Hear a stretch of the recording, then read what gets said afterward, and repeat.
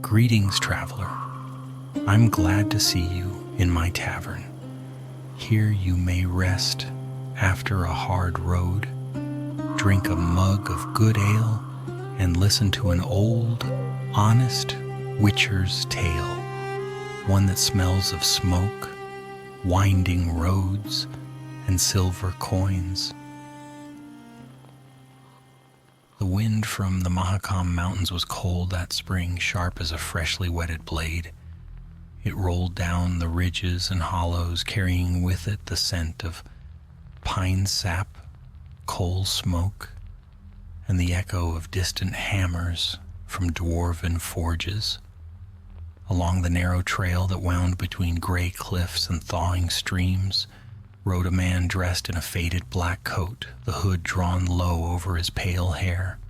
His horse, a sturdy mare named Roach, snorted at the chill. The man's eyes, yellow, cat-like, watched the world with quiet wariness. Geralt of Rivia was returning from Kaer Morhen, where winter had been spent in the company of old brothers and colder memories. He had thought perhaps to find a few easy contracts in Mahakam's foothills before heading north toward Redania. Monsters, he knew, rarely stayed idle while kings quarreled and peasants prayed. At the village of Rydgorn, Geralt found trouble waiting for him. Not the drunken kind one finds in taverns, nor the petty squabbles of farmers over land.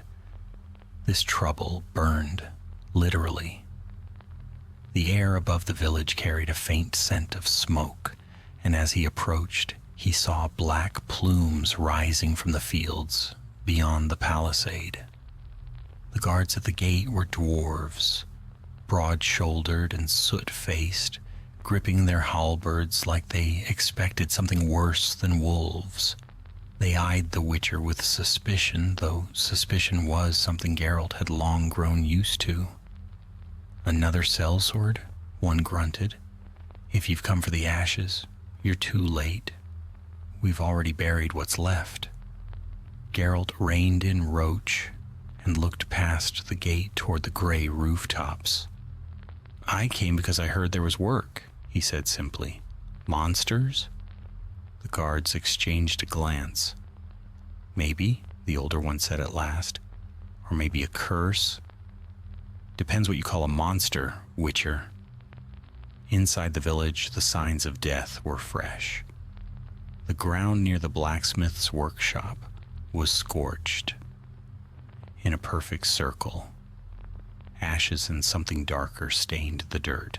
At the center, marked with small stones and a dwarven rune, lay a charred skeleton, its bones twisted like driftwood after a storm. Feathers, black as night, glossy and intact, were scattered around it. Geralt crouched, touched one lightly. Not burned, not even singed. He frowned. From behind came a gravelly voice. "If you've come to gawk, do it quick. Brogan Coalbeard doesn't like strangers sniffing about without permission." Geralt turned. A dwarf stood there, thick-browed, his beard bound with bronze rings. His eyes were red from sleepless nights.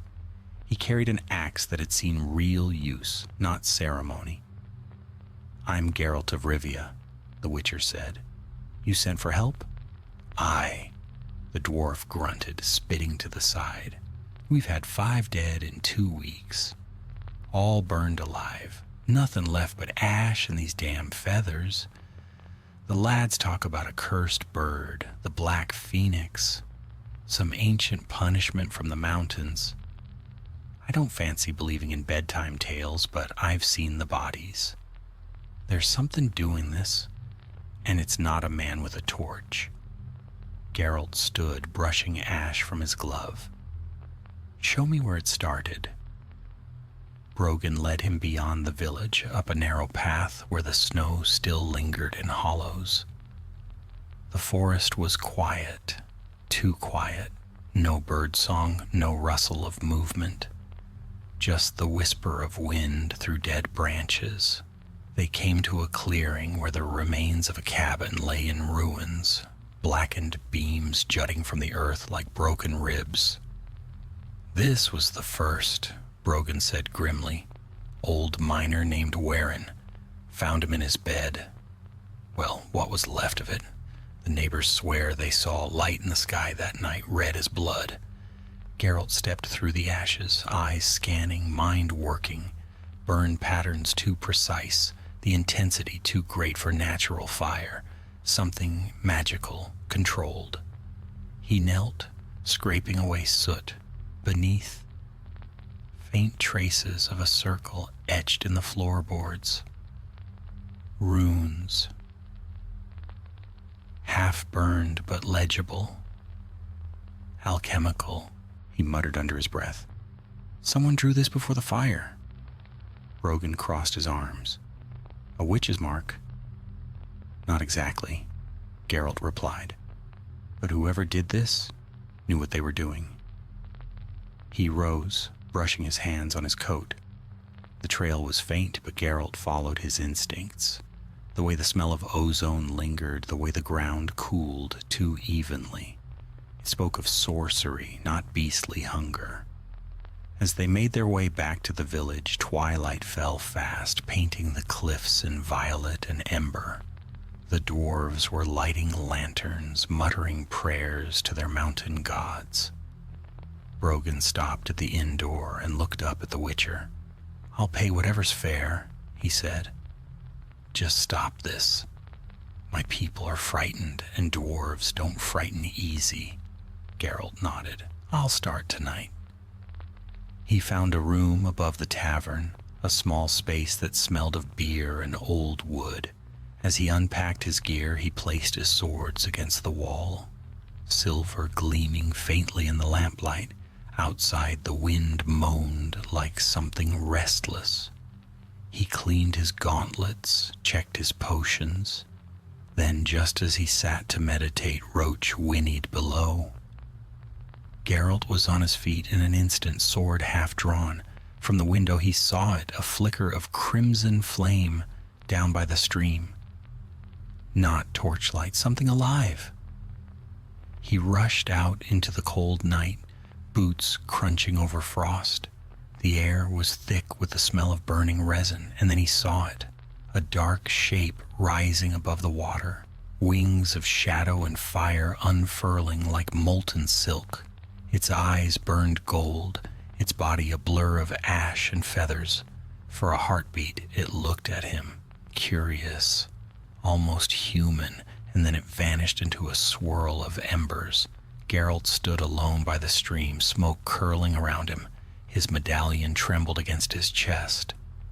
Not a bedtime tale after all, he murmured. Behind him the first bells of alarm began to ring in Ridgorn. Morning crept over the Mahakam foothills in a pale mist, rolling down from the peaks, like smoke from the forges above.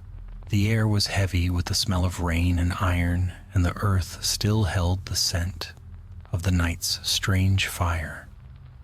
In the village of Ridgorn, doors were barred, and even the boldest dwarves kept glancing at the gray sky as though expecting wings to darken it again. Geralt had not slept. He spent the night examining the spot by the stream where the fiery apparition had appeared. The grass was unburnt, the stones unscorched, yet the air still hummed faintly with residue. Magic. Not wild, but deliberate. Someone had summoned that thing. At dawn, Brogan Coalbeard found him there, half bent over the riverbank. The dwarf looked worse for wear, red-eyed, beard unbraided, and smelling of stale ale.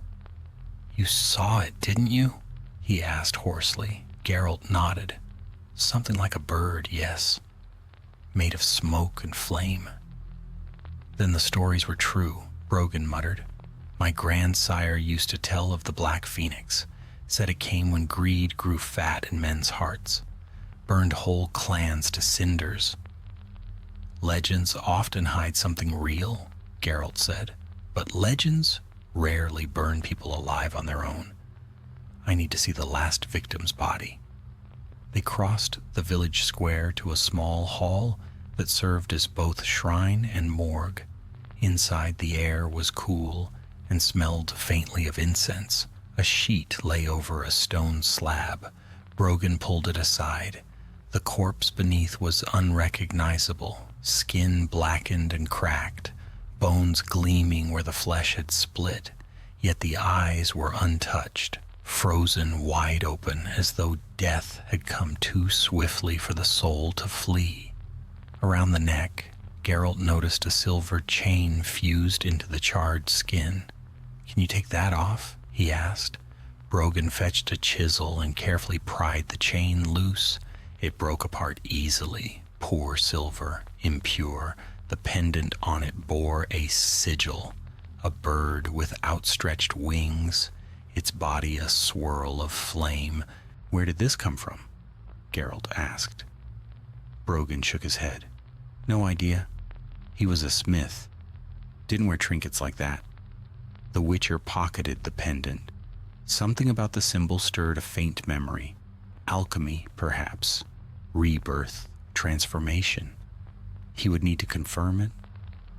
By midday, the village had resumed its nervous routine. Dwarves hammered at half speed, muttering in their own tongue. Children were kept indoors. Geralt sat outside the tavern sharpening his sword, when a soft voice spoke behind him. "You're the Witcher, aren't you?" He turned. A young woman stood there wrapped in a brown cloak, her eyes the calm gray of river stones. She wore the medallion of Melitele around her neck, a priestess, or perhaps an initiate. "My name is Iola," she said. "I came from Dol Blathana. I was told of the burnings and of the graves being disturbed nearby." "Graves?" Geralt asked. She nodded gravely. "The resting places of the miners' ancestors. Bones taken, urns shattered. It reeks of desecration, not divine punishment." Geralt gestured for her to sit. "You think it's connected?" "I know it is. There's old power buried in these mountains, Witcher. Alchemists once sought to draw the essence of life from the heart of the stone. Some say they created a creature of fire to guard their secrets." "The Black Phoenix," Geralt said quietly. Yola met his gaze. "If someone is trying to awaken it again, they'll need more than spellcraft. They'll need blood and ashes." Before Geralt could reply, a shout rang from the lower streets. Dwarves were running, weapons in hand. He rose instantly, hand to his sword. Another fire. They reached the edge of the village where a storage barn had erupted in flame. The heat was fierce, the air alive with sparks. Dwarves formed a chain with buckets, but the water hissed uselessly against the blaze. Geralt drew a sign in the air, "Ard," and the shock wave blew the doors inward, letting out a roar of fire. Through the smoke, he saw movement, a shadow darting fast and low. Not wings, but a man's outline wreathed in heat. Geralt charged in. The heat bit through his armor, searing his lungs. His eyes caught a glimmer of a circle on the ground, runes again glowing faintly red. A ritual, and at its center a figure cloaked in black, murmuring words that made the air tremble. The Witcher hurled a demeritium bomb. It exploded with a dull flash, snuffing the magic like a candle. The figure screamed and fled through a side door, vanishing into the forest. By the time Geralt emerged, the barn was collapsing. Brogan grabbed his arm. "And did you see it?" "I saw a man," Geralt said. "Not a spirit. He's the one conjuring the fire." That night they met again in the tavern, with Iola joining them. The Witcher laid the pendant on the table. The priestess examined it, tracing the engraved wings.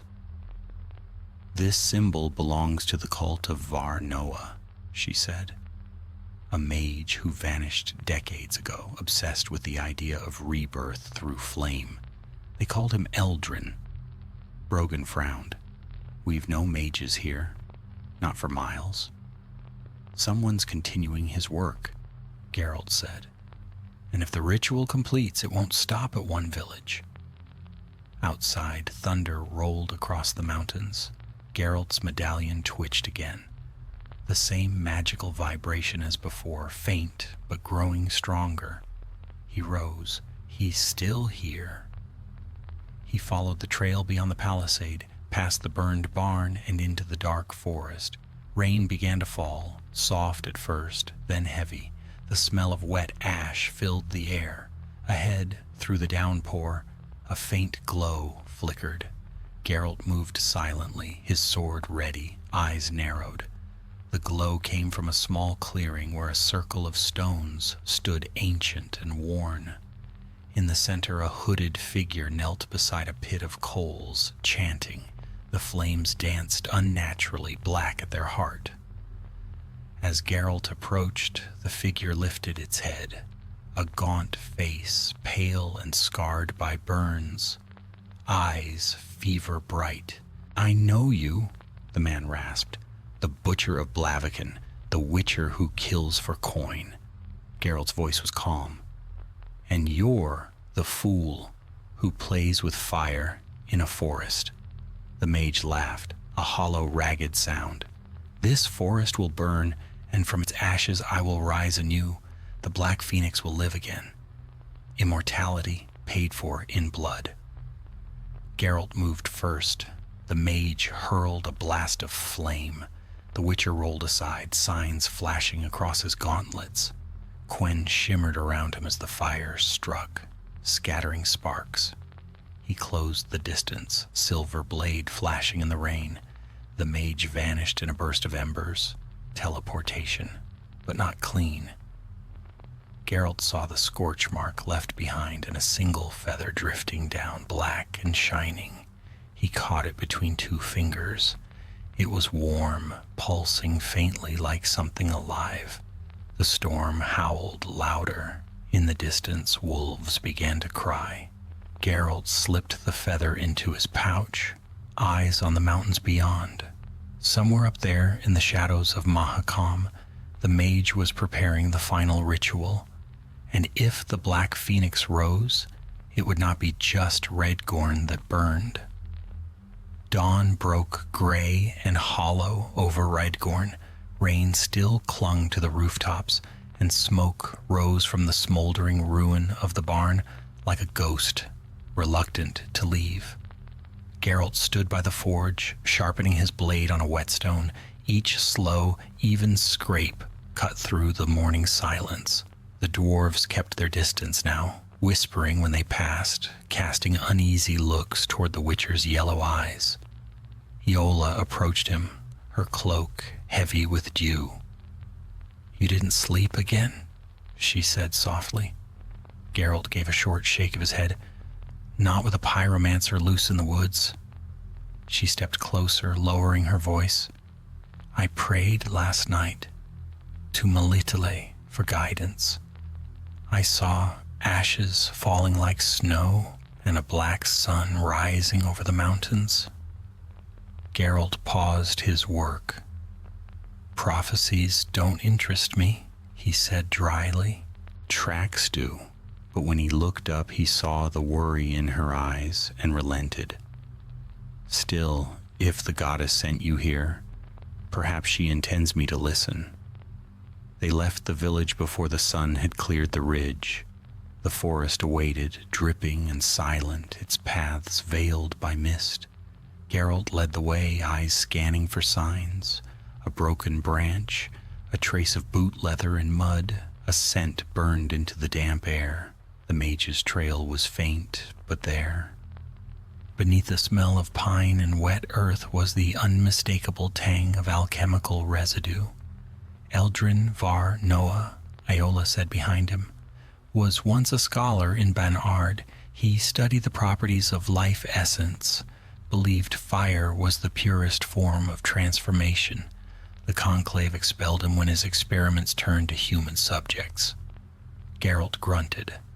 "Seems he's resumed his studies." They climbed higher through the slopes, past abandoned mining tunnels and cairns, built from the bones of old dwarves. By midday they reached a plateau where the trees gave way to bare stone. From there, Geralt could see smoke winding from a cavern mouth half hidden by moss and scree. He gestured for Iola to stay back, then moved forward alone, crouched low. The ground near the entrance was scorched, as if by repeated burns. Strange symbols were carved into the rock, circles within circles, words written in elder speech, invoking flame, rebirth, and binding. Inside, the air was warm, thick with the metallic scent of blood and burnt resin. The walls glimmered with faint red light, the reflection of a ritual circle etched across the cavern floor. At its center stood an altar of black stone covered in ashes and feathers. Geralt knelt beside a shallow bowl filled with half-congealed liquid, human blood mixed with powdered sulfur. "Not summoning," he murmured.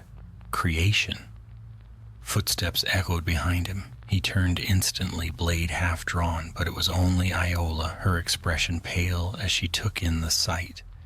"He's sacrificing people," she whispered, "using their souls as tinder for his rebirth." "Then he'll need more," Geralt said grimly. "And that means he'll come back to Rydgorn." They left the cave at once, following the downward trail toward the valley. But halfway down, Geralt stopped. He knelt beside a patch of wet ground. "Tracks," he said, "fresh. Not boots, bare feet, scorched at the edges, the prints filled with a faint trace of heat. Whatever had made them had passed not long ago." A cry echoed through the trees, a high, shrill wail that made Iola flinch. Geralt drew his sword, motioning for silence. The forest ahead flickered red. Then it came bursting through the mist, a creature like a man yet not. Its skin was charred black, its eyes burning like coals. Feathers jutted from its shoulders and spine glistening like obsidian. It moved with the speed of fire, striking with claws that left trails of smoke. Geralt met it head-on, Quen flashing around him as the beast's claws slammed against the shield. Sparks flew. He countered with a swift arc of silver, slicing through its shoulder. Instead of blood, molten embers spilled out. The creature shrieked, stumbling back, and Geralt drove his blade through its chest. It fell, twitching, smoke rising from the wound. Iola hurried forward. "What was it?" Geralt knelt over the corpse. Its face was barely human, lips fused by burns, eyes blind. Around its neck hung a fragment of the same sigil he'd found before, the phoenix emblem. "An unfinished experiment," he said. "The mage tried to make his creature from living men. This one almost worked." Iola shuddered. "Then he is close, very close." They returned to the village as night fell again. Brogan met them at the gate, his beard singed, his eyes hollow. "He struck again," he said. "2 more gone, taken from their homes." "Where?" Geralt demanded. "Up the old shaft, near the mines." Geralt cursed under his breath. The old mine tunnels were a labyrinth of shafts and chambers, stretching for miles under the mountains. A perfect place for a madman to work, unseen. They armed themselves with lanterns and powder bombs, descending into the dark. The air grew colder the deeper they went, the smell of damp stone mingling with sulfur. Faint echoes whispered through the tunnels, sometimes the drip of water, sometimes something else. At last they found a vast chamber lit by dozens of candles. The walls shimmered with lines of molten runes.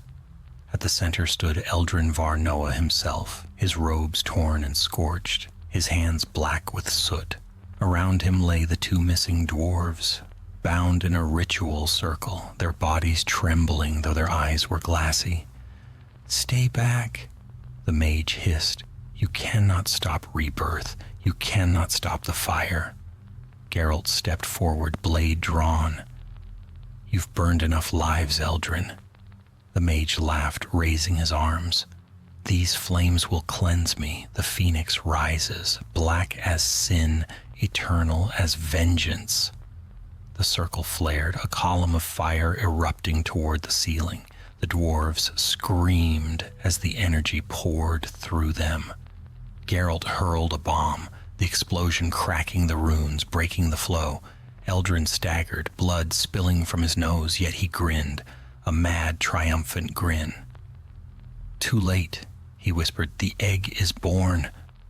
The ground shook. From the ashes at the circle's center, something moved, a sphere of fire pulsing like a living heart. It split, and from within a shape unfolded. Wings, talons, eyes burning brighter than the forged sun. The black phoenix had come to life.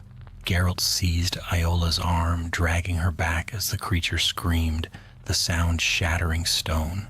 Heat blasted through the chamber. Eldrin stood beneath it, arms raised. "Take me," he cried. "Give me rebirth." The phoenix struck. Flames consumed him in an instant, his scream lost in the inferno. Then it turned its burning gaze upon Geralt and Iola. The Witcher threw up a sign of Ard, shoving back the torrent of flame long enough to leap behind a fallen beam. "Run!" he shouted. But the priestess did not run. She lifted her hands and spoke a prayer, her voice clear and defiant. The air shimmered around her, a pale barrier of light, pressing back the fire. Geralt seized the chance, rolling beneath the creature and driving his silver sword upward. The blade sank deep, bursting through its chest in a shower of sparks. The phoenix screamed again, its body collapsing into embers that scattered like dying stars. Silence fell. The cavern trembled, then began to crumble. Geralt caught Iola's hand, pulling her toward the tunnel mouth. Behind them, the chamber collapsed in a roar of stone and fire. They emerged into the cold night, gasping for air, faces streaked with soot. The mountains glowed faintly behind them, the sky tinted red from the dying fires below. Iola looked back. "Is it over?"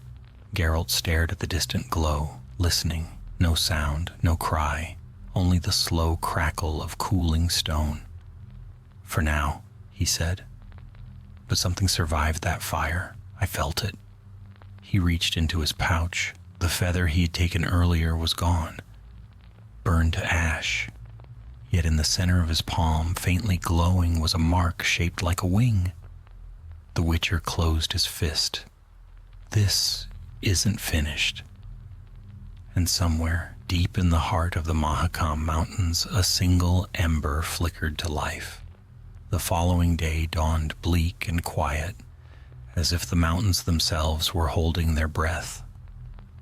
Ash still drifted from the broken mine shaft, mingling with the thin snow that fell from a leaden sky.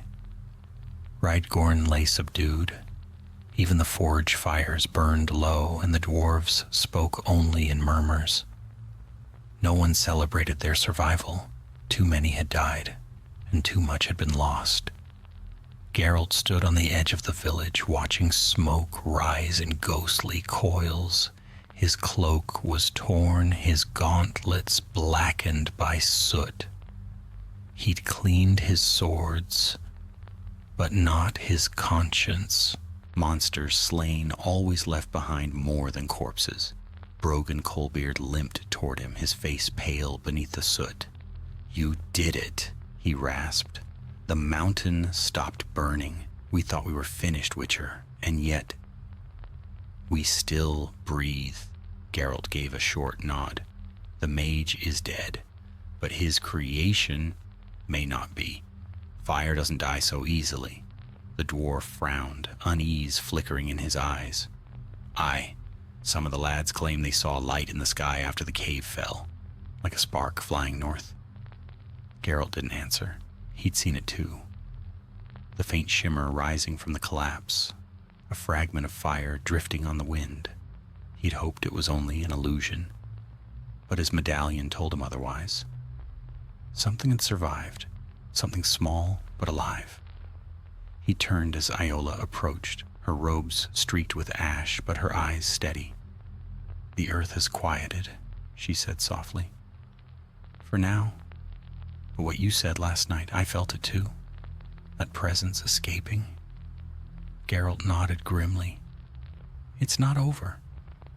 Eldrin wanted rebirth. He may have gotten it, just not the way he planned."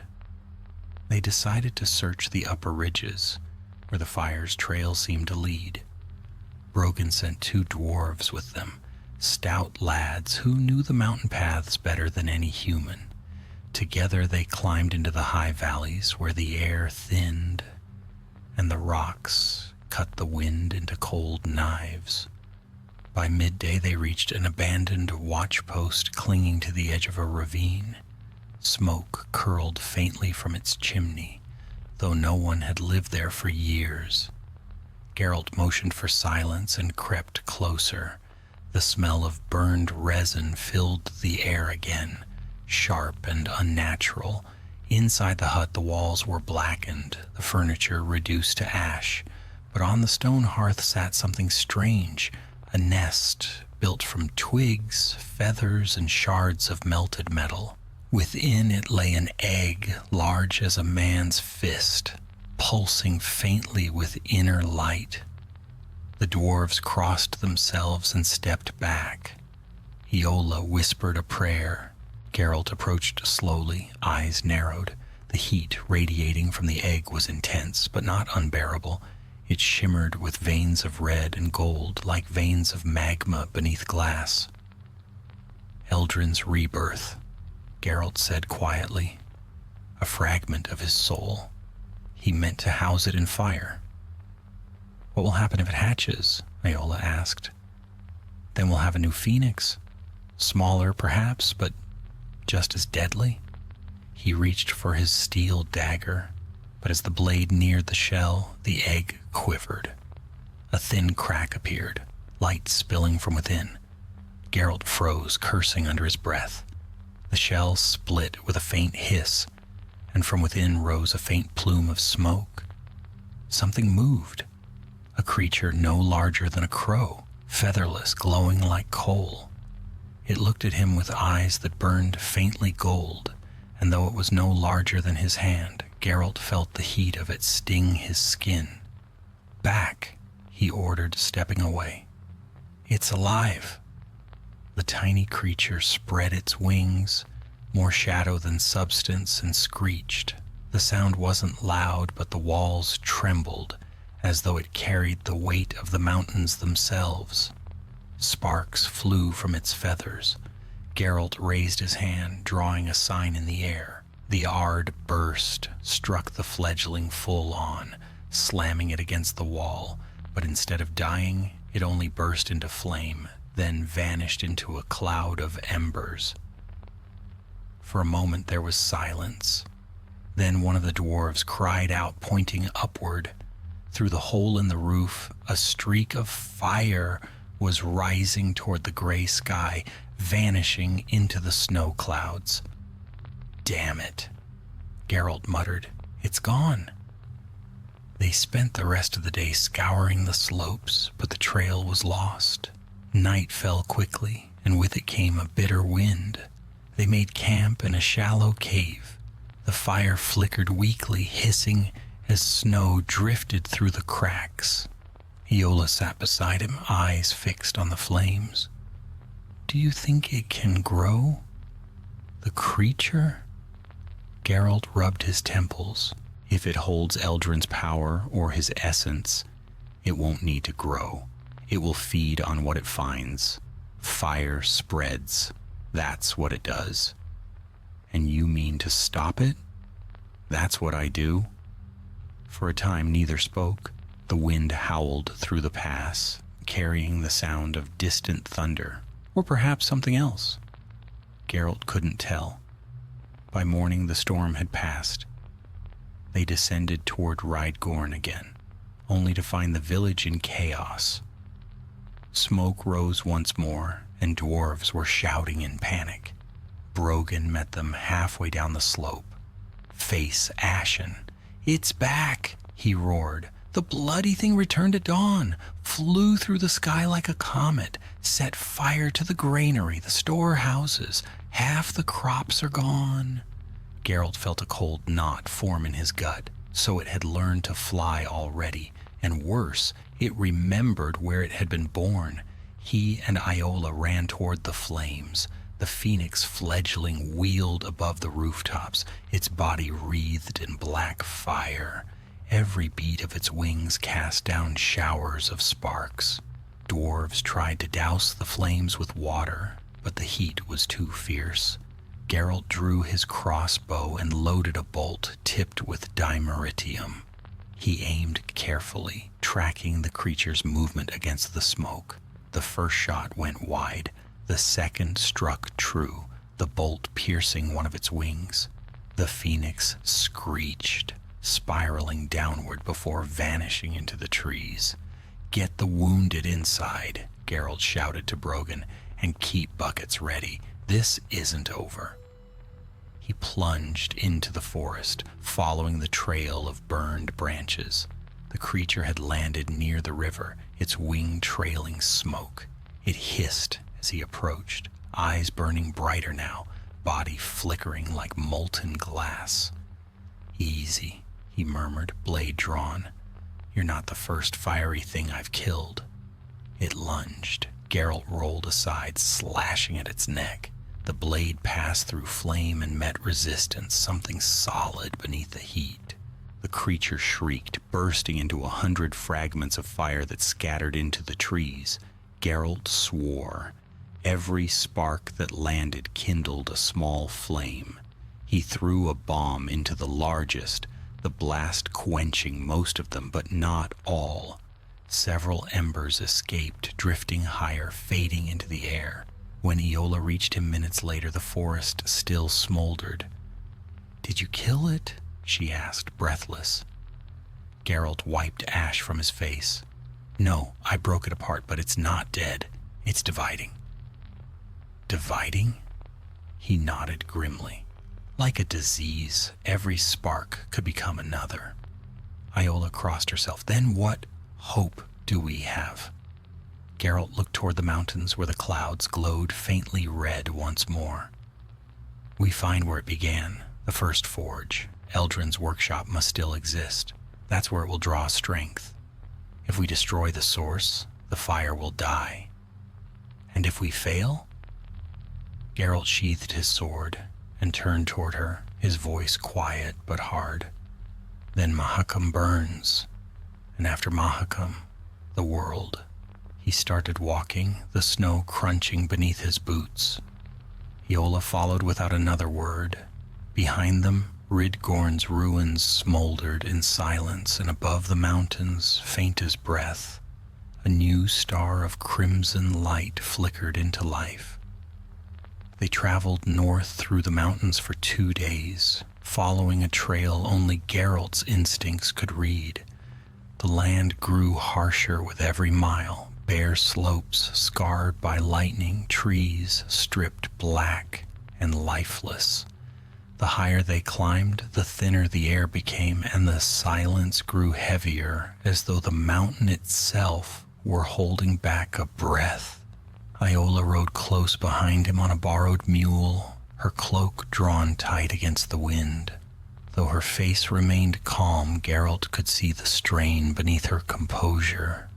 She was no warrior, no hardened traveler, yet she had chosen to follow him into the wild where few dared to walk. He said nothing of it. She would not have listened if he had. On the evening of the second day, they reached a ravine where an old dwarven bridge clung to the cliffs, like a spider's web. The stones were cracked, the iron supports rusted, but it still held. Beyond it lay the northern slope, Eldrin Var Noah's domain. If Brogan's maps were to be trusted, they crossed in silence. Below them, a river glowed faintly red, reflecting the dying light of the sun. It wasn't sunset alone that painted it so. The water carried a strange shimmer, as if flecks of ember drifted within it. Geralt knelt and touched the stream with gloved fingers. The heat startled him. It was warm, unnaturally so. "The fire spreads," he murmured. "It's leaching into the land itself." That night they camped beneath an overhang of stone. The wind howled through the peaks, bringing the smell of smoke and something acrid, like scorched metal. Geralt sat by the fire, cleaning his blades. Yola prayed softly, her voice nearly lost to the wind. When her prayers ended, she looked at him. "Tell me," she said, "have you ever faced something that could not be killed?" Geralt paused. "Once or twice," he said. "A curse that couldn't be broken. A spirit that only slept. Evil rarely dies cleanly. It lingers like a stain. Then this phoenix, if it is born from death, how can it ever end?" The Witcher looked into the flames. By denying it what it feeds on, greed, despair, fire consumes because it's given something to burn. "Then we'll starve it." Geralt almost smiled. If only it were that simple. At dawn they followed the river higher until it vanished into a narrow cleft between cliffs. Beyond it lay an ancient pass strewn with bones, goat, deer, perhaps something older. Carvings covered the rocks, weathered by centuries but still visible, dwarven runes warning of the Forge of Souls. "This is it," Geralt said. They descended into the pass. The air grew thick, almost suffocating, heavy with sulfur and heat. The walls glowed faintly in places where veins of molten ore ran through the stone. The path ended in a vast cavern, its ceiling lost in darkness.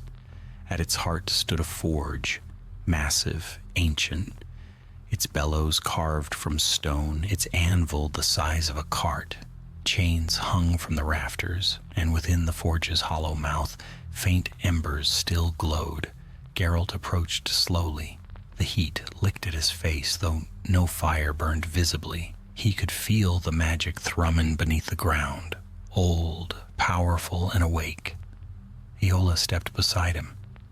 "This is where he began his work," he nodded, "and where we'll end it." They searched the forge for hours. Geralt found remnants of experiments, broken vials, burned parchment, bones fused with metal. On a stone slab lay a book, half turned to ash. Only fragments of its text remained, but what little survived spoke of the blood of the Black Phoenix, a ritual to forge immortality through sacrifice. One line caught Geralt's eye. "The fire must feed upon its own shadow, or it will devour all." He frowned. Feed upon its own shadow? What did he mean? Before Yola could answer, a deep rumble shook the cavern. Dust rained from above. From the forge's mouth, a gust of heat burst forth, scattering embers. Then came a cry, distant, echoing, yet unmistakably alive. Geralt drew his sword. "It's here!" From the darkness above, wings unfolded, vast, black, gleaming with fire at their edges. The phoenix descended, no longer a fledgling, but something far greater. Its body shimmered with molten veins, its eyes twin furnaces, yet its movements were heavy, labored, as though it fought against its own power. It landed upon the forge, scattering sparks. The sound it made was half a roar, half a scream, a mixture of agony and triumph. Geralt stood before it, feeling its heat wash over him like a tidal wave. Iola raised her hands, chanting a warding prayer. The air shimmered, holding the fire at bay for a moment. Geralt moved fast, circling, searching for weakness. The creature's chest pulsed with a fiery core, the heart that gave it life. He hurled a bomb, demeridium bursting across the forge in a cloud of silvery dust. The phoenix screeched, its flames dimming for an instant. He struck, the silver blade flashing. Sparks erupted as it met the creature's molten flesh.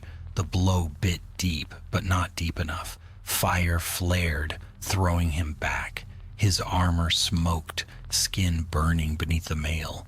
Iola's voice rose louder, her chant weaving light around the Witcher. "Strike at the reflection," she cried suddenly. Geralt turned and saw it. The phoenix's shadow moved against the light, distorted, alive.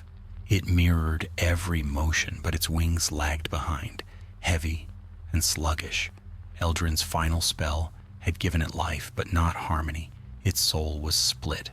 Geralt lunged, driving his sword, not into the creature, but into its shadow, cast across the forge floor.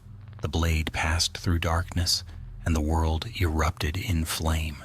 A shriek tore through the cavern, the phoenix convulsing, its body collapsing inward as if devoured by its own fire. Geralt shielded his face. The blast hurled him against the wall, the heat searing his lungs. Then silence. When he opened his eyes, the forge was dark. Only faint ash drifted in the air, glowing with dying light. Iola knelt nearby, coughing, her prayer medallion glowing faintly. "Is it over?" Geralt rose unsteadily. In the ashes where the phoenix had stood, a single object remained, a lump of cooled black glass, still faintly warm. He picked it up. Inside, trapped like an insect in amber, was a feather. He slipped it into his pouch. "Yes," he said finally, "but the fire's never gone. Only waiting." They left the forge as dawn broke beyond the mountains. The snow had melted on the slopes, rivers running red gold in the rising light. Behind them the mountain smoked gently, sighing as though relieved of its burden. At the ridge, Iola stopped and turned to him. "You could stay?" she said softly. "The dwarves would pay, and the land will need time to heal." Geralt adjusted his sword belt. "Monsters don't rest. Neither do I." She nodded, understanding. They parted at the crossroads. She back toward Redgorn, he eastward, toward the path that led out of Mahakam. As Roach carried him down the trail, Geralt glanced once at the horizon. Far away beyond the ridges, a faint glimmer of red flickered and faded in the clouds. A reminder, he muttered to himself, voice low and rough. Fire always finds a way. And the Witcher rode on, the wind cold on his face, the mountain quiet behind him, but never truly still. Spring's thaw came late to the Mahakam peaks that year, and though the fires had faded, the land still bore its scars. Trees were stripped to black spires, rivers ran clouded with soot, and in the valleys below, farmers spoke of strange lights moving through the mist at night. Geralt of Rivia had long since left Rydgorn behind, but his trail wound ever downward through the mountains, a slow descent into lands that smelled of ash and rebirth. For a time the Witcher rode in silence. His medallion, though quiet now, seemed heavier against his chest. The black glass fragment from the Phoenix's forge rested in his pouch, cold one hour, warm the next. He told himself it was only residual magic, a scrap of the mage's craft lingering in the material. Yet a part of him, deep and wordless, sensed something more. He came at last to a hamlet called Deldorn, where miners worked the lower slopes and traders came from Redania to buy silver and steel. The folk here had heard whispers already. The Witcher who slew a fire spirit, the man who walked from burning stone. They watched him with curiosity and fear, but no one barred his way. Fear had a habit of bowing before coin, and courage both. Geralt stabled Roach and took a room at the inn. The place was dim, filled with the smell of damp wood and boiled barley. The innkeeper, a stocky dwarf with one ear missing, poured him mead and asked only one question. "Is it true, Witcher, that you killed the bird of fire?" Geralt drank, wiped his mouth, and replied, "If I did, it was stubborn enough to keep breathing after." The dwarf shuddered and crossed himself in some mountain gesture. "Then may the stones guard us. They say there's been trouble in the mines again. Strange sounds, a heat in the tunnels that shouldn't be there. Men swear they see feathers in the dark." Geralt said nothing for a while, listening to the soft murmur of the tavern. The scent of smoke lingered faintly under the mead's sweetness. At length he set his mug down. "Show me," he said. The mine lay half a league north, cut into the base of a crag that gleamed with silver ore. The foreman, a broad-shouldered dwarf named Donar, led Geralt down with 2 lanterns. The tunnels were narrow and steep, dripping with moisture, yet deeper in, the air grew strangely dry and hot. The walls shimmered faintly, as if polished by invisible hands. At the lowest chamber, Donner stopped. "It's here," he said. "We lost 2 men yesterday. Heard screaming, found only soot." Geralt crouched, brushing a gloved hand over the rock. It came away blackened. The scent struck him immediately. Resin, scorched feathers, and something anciently familiar. "Back to the surface," he said. "Now." But as they turned, a low hum began to rise through the stone like the heartbeat of the earth itself. The lantern flames wavered, then flared bright blue before snuffing out. Darkness swallowed them whole. Geralt's medallion vibrated violently. He drew his silver sword, just as light erupted from the tunnel mouth. Ahead, fire rolling toward them like a living tide. He shoved Donner aside and threw up the sign of Quen. The blast struck him full on, hurling him backward. When the glare faded, the chamber was filled with smoke. In the midst of it stood a shape, humanoid, taller than any dwarf or man, its body wrought of molten rock and feathers black as pitch. 2 burning eyes regarded him from beneath a crown of smoke. Geralt rose slowly, sword poised. "You again," he said under his breath. The creature tilted its head. Its voice when it came was neither man's nor beast's, but something caught between. "You took the heart of the forge. Return it, or burn." So the feathered flame had learned to speak. Geralt circled warily, every sense taut. "Eldrin's gone," he said. "You're just what's left of him." "He is within all fire," the thing answered. "Every spark remembers his name." The Witcher lunged. His blade met resistance like molten iron. The creature staggered but did not fall. A wing of fire swept outward, forcing him to leap aside. Stone melted where the heat touched. Geralt threw a dimeritium bomb. The blast dimmed the flames for a heartbeat, long enough for him to strike again. The blade bit deep this time, splitting the creature's chest. Within, the light faltered, then flared brighter, almost white. "You cannot kill rebirth," it hissed. "You only delay it." The form collapsed inward, scattering into ash that whirled away on a sudden gust of hot wind. The chamber fell silent, except for the hiss of cooling rock. Donar crawled forward, face pale.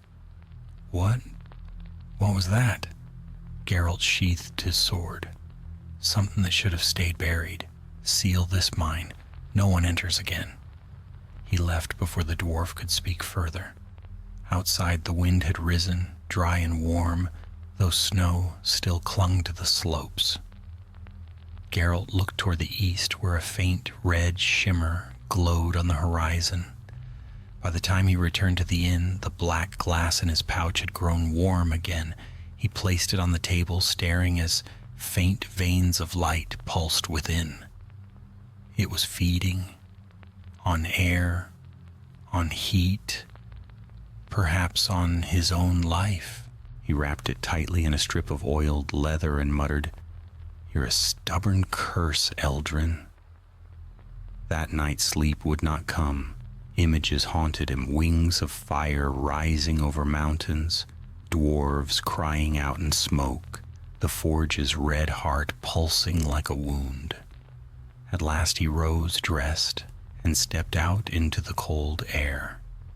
The village was dark, but in the distance he saw a flicker of light, too steady to be a lantern, too bright to be a star. He followed it beyond the fields, through a stand of dead birches. There, in a clearing, he found a woman standing beside a ring of embers. Her face was shadowed by a hood, but her voice was calm when she spoke. "You carry his flame," she said. "I can see it in your eyes." Geralt's hand went to his sword. "Who are you?"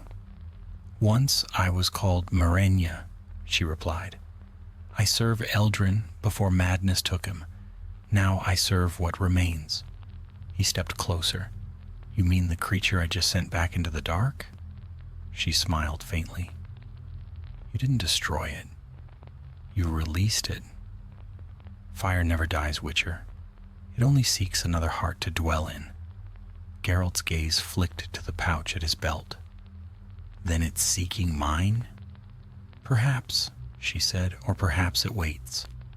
The blood of the Black Phoenix cannot perish until the world itself grows cold." Before he could move, the embers at her feet flared. Light engulfed her, and when it faded, she was gone. Only ashes remained, swirling in the wind. Geralt stood there for a long time, listening to the whisper of the night. Then he turned back toward the village, his face set. There was no more denying it. The fire had chosen to follow him. When dawn broke, he was already gone from Deldorn. The road stretched eastward, the sun a dim red disk behind the smoke-stained sky. Somewhere ahead lay the source, the last remnant of Eldrin's madness, and perhaps a way to end it once and for all. Roach snorted as they started down the trail, hooves clattering against stone. Geralt adjusted his cloak, feeling the faint heat against his chest where the pouch rested. "Let's find where this all began," he muttered, and the Witcher rode on into the gray light, while behind him the mountains smoldered once more, as though the world itself had begun to remember fire. The road east wound through a wasteland of stone and silence. Geralt rode without rest, the world around him stripped of color by a low iron sky.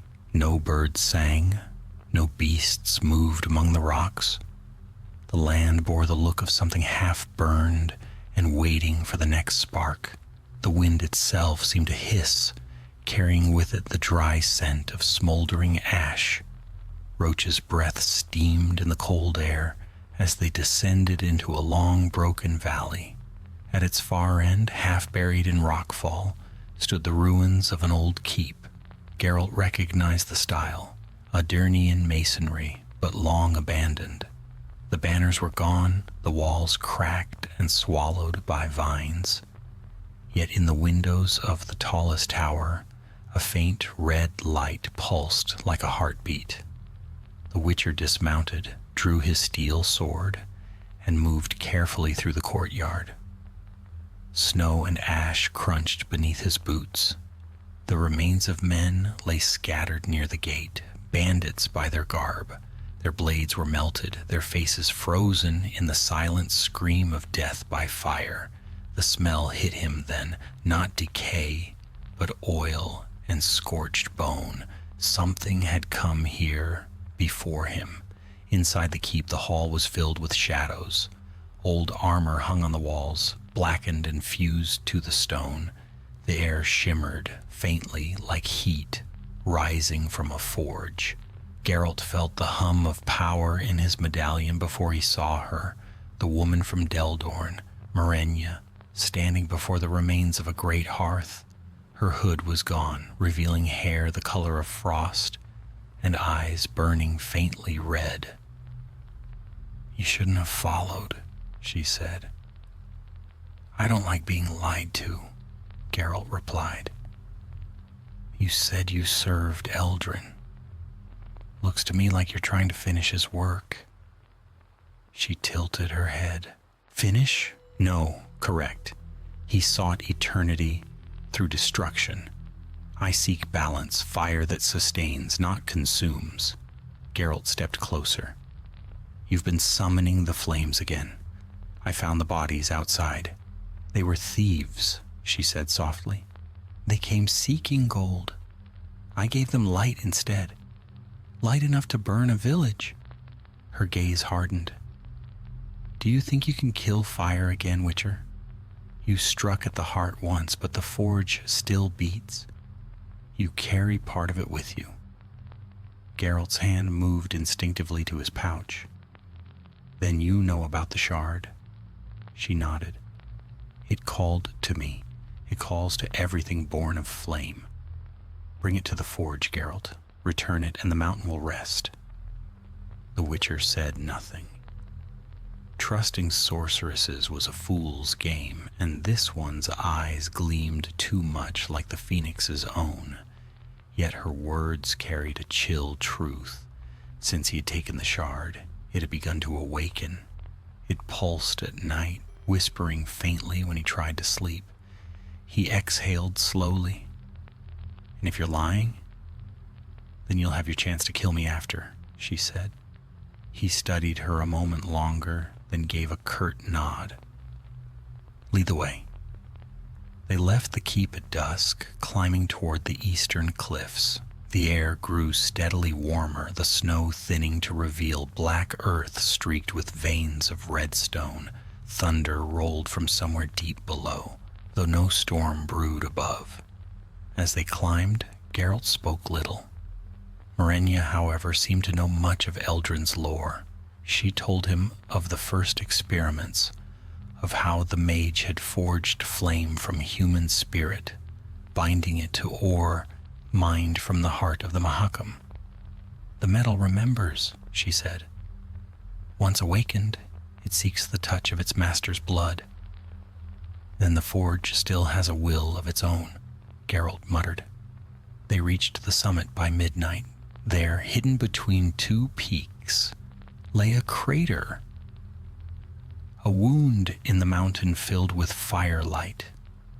Rivers of molten rock ran like veins beneath a crust of black stone.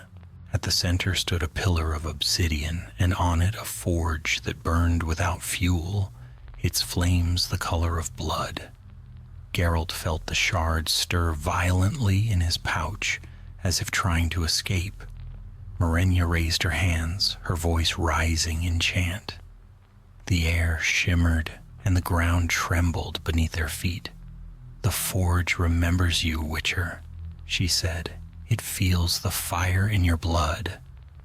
"I'm not interested in being remembered," Geralt said through his teeth. "I came to end this."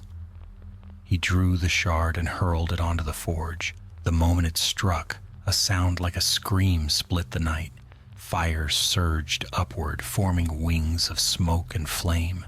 The phoenix reappeared, larger now, brighter, its cry shaking the mountains. Marenya fell to her knees, eyes wide with awe. "It's reborn, Eldrin's dream fulfilled." Geralt swore and leapt forward, sword raised. "You fool!" The creature's gaze fixed on her. It opened its beak and exhaled a river of fire. The sorceress vanished in an instant, her body consumed by light. Geralt barely raised Quen in time. Even so, the shockwave hurled him backward into the rocks. The phoenix spread its wings, each feather a shard of burning glass. Its voice thundered in his skull. "You brought me home, White Wolf, and now you will burn with me." Geralt rose, coughing, face streaked with soot. "We'll see about that." He hurled 2 bombs in quick succession, Demeridium and Dragon's Dream. The explosions merged, shrouding the forge in blinding flame. Then he drew Igni, focusing every ounce of his will. Fire met fire, a clash of searing heat that turned the air to glass. The phoenix screamed again, staggering. Geralt charged, driving his silver blade deep into its chest. The creature convulsed, light pouring from the wound. He twisted the sword and shouted a sign of Ard, forcing the energy outward. For a heartbeat, time froze. Then the forge erupted. A column of fire shot skyward, splitting the clouds. The mountain shook, stones raining down. Geralt was thrown to the ground, vision swimming. When the light faded, the forge was gone. The crater lay cold and black. The molten rivers hardened to stone. In the center, his sword stood upright, driven into the cooling rock. Geralt staggered to his feet, every muscle burning. The phoenix was gone. No feathers, no ash, no sound. Only a faint wind whispered through the valley. He pulled the blade free, its edge still warm but no longer glowing. As he turned to leave, he saw something half buried near the edge of the crater. Morenya's pendant, untouched by flame, a silver feather wrapped in wire. He picked it up, studying the way it gleamed in the moonlight. "Balance," he murmured. "You got what you wanted, sorceress. The fire sleeps again." He left the mountain at dawn. The air was cool now, the sky washed clean by wind. Far below, the forests of Mahakam were green once more, their smoke finally gone. Geralt paused on the ridge, watching the sun rise. The warmth on his face felt ordinary, pure human warmth. For the first time in weeks, his medallion was still. But as he turned away, something faint and golden flickered behind the clouds. A single spark falling like a dying star. Geralt didn't look back. He only said, under his breath, "Let it rest." And somewhere far beyond the peaks, in the endless dawn, the last ember drifted, glowing softly before the wind carried it away. The road from Mahakam wound downward into mist and rain. Geralt rode in silence, the leather of his coat dark with damp and the scent of wet pine thick in the air.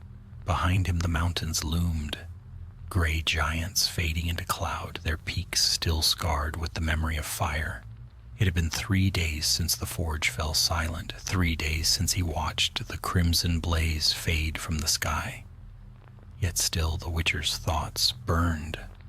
The shard was gone, melted into nothing when the phoenix collapsed. But Geralt felt its absence like a wound that had not closed. The quiet pressed against him, unnatural in its stillness. He had killed monsters, ended curses, buried old evils, but never had silence felt so heavy, as if the world were holding its breath and waiting for the next spark. By the time he reached the foothills, the sky had opened in steady rain. A small village appeared through the downpour, its roofs bowed under the weight of years, its streets slick with mud. Geralt led Roach through the square, nodding to a few wary faces that peered from doorways. They stared as all peasants did when a Witcher passed. Curiosity first, then superstition. At the inn, a sagging timber house, with the sign of a boar over the door, he found warmth, stew, and silence. The innkeeper, a woman with arms strong from a lifetime at the hearth, eyed him carefully as she set down his plate. "You've come from the mountains," she said. "They've been red at night. Folk say the fire walks again." Geralt chewed, swallowed, and answered, "Folk say many things." She nodded slowly. "Maybe so. But my cousin's boy was up there herding goats. Came back half mad, he did. Said he saw wings in the smoke." Geralt's eyes narrowed slightly, though his face betrayed nothing. "Where is this boy now?" "Sleeping in the barn," she said, lowering her voice. "If you'll not frighten him, you can ask him yourself." He found the boy wrapped in old blankets, trembling even in sleep. When Geralt knelt beside him, the lad stirred, eyes fluttering open. They were wide, fever-bright, filled with something between awe and terror. "Witcher," the boy whispered, "you can smell the fire, can't you? I saw it. It spoke to me." Geralt's tone was steady. "What did it say?" "That it was cold," the boy whispered, "that it wanted warmth again. It asked for a name, said it couldn't remember." Geralt felt his medallion twitch faintly. "Where did you see it?" "By the old ruins near the river. The black stones, it rose out of them small as a bird, but burning like a forge." The Witcher rose, pulling his hood low. "Go back to sleep, and don't go near those ruins again." By dawn, he was already riding toward the river. The ruins proved easy to find, half buried in reeds, their foundations blackened by age. Once they had been a manor, perhaps belonging to some long-dead noble. Now they were nothing but broken arches and moss-grown stone. The air was warmer here, faintly tinged with the scent of sulfur. Geralt dismounted, crouched beside the riverbank, and touched the soil, damp but strangely hot beneath the surface.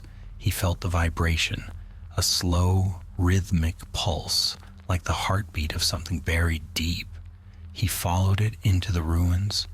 Beneath one fallen wall he found a hollow, and within it a faint red glow. The Witcher drew his silver sword and pushed the rubble aside. A single feather lay there, black and glimmering, its edge glowing with inner heat. He reached for it carefully with gloved fingers. The moment he touched it, the air around him shifted. The rain stopped mid-fall, frozen like glass. A whisper brushed against his mind. "Geralt, you took the fire, you tried to kill it, but fire never dies." He jerked back, heart pounding.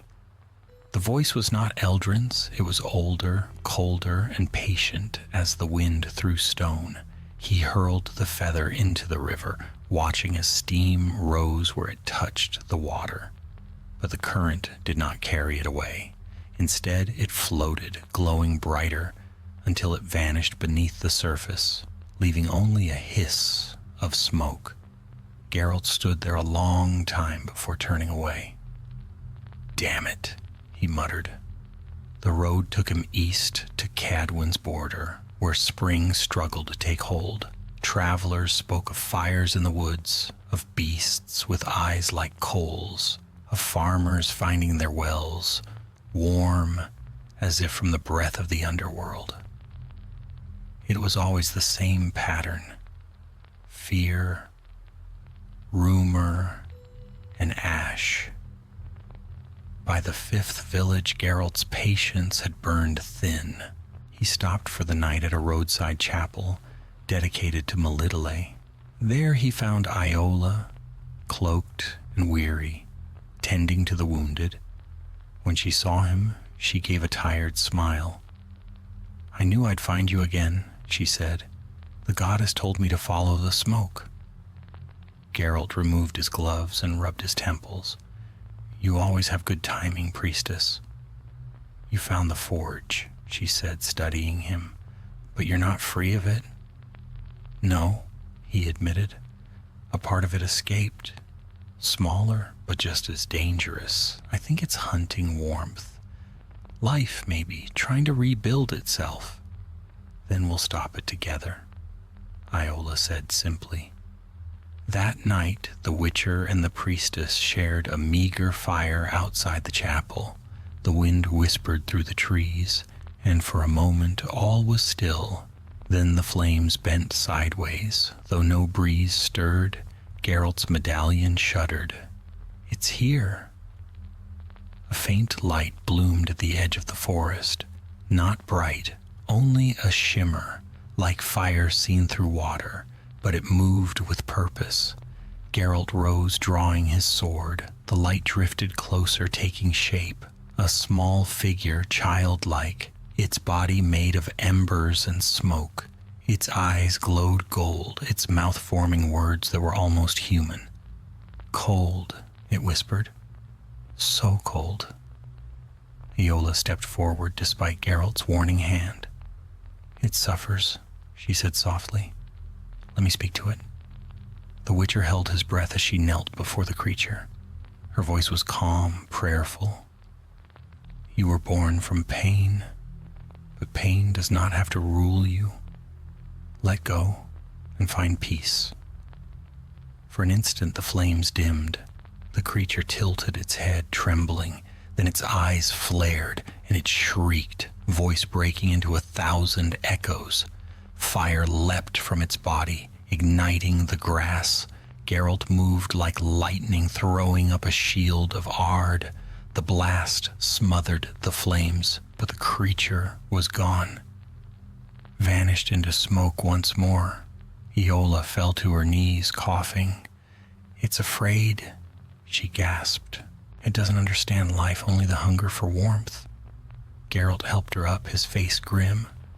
"Then it will keep seeking it, and when it finds enough, it'll grow again."